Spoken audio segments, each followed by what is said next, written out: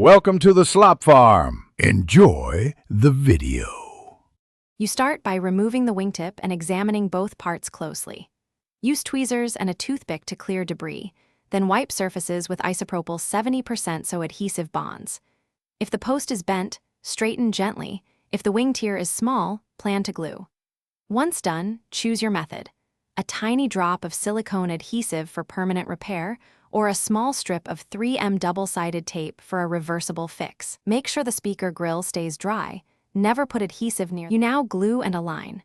Apply a single, small dot of silicone adhesive on the post. Less is more. Align the wingtip to the notch and press firmly for 30 to 60 seconds so the bond starts.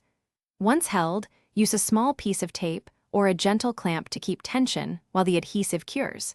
If the wingtip is stubborn, warm it with a hairdryer at 40 to 60 degrees to soften the rubber for a better seat. Just avoid heat overexposure and keep the earbud electronics cool. You finish by letting the adhesive cure for 1 to 2 hours, then remove any temporary tape and reinstall the ear tip. Test fit with head movements and during short listening to confirm stability. If sound becomes muffled or the mic performance drops, check the speaker grill for stray adhesive. Blow with compressed air and carefully dab with isopropyl. If the wing still fails, replace it with an OEM or compatible aftermarket wing. Do not use superglue, because it can corrode the grill and ruin audio. Thanks for watching.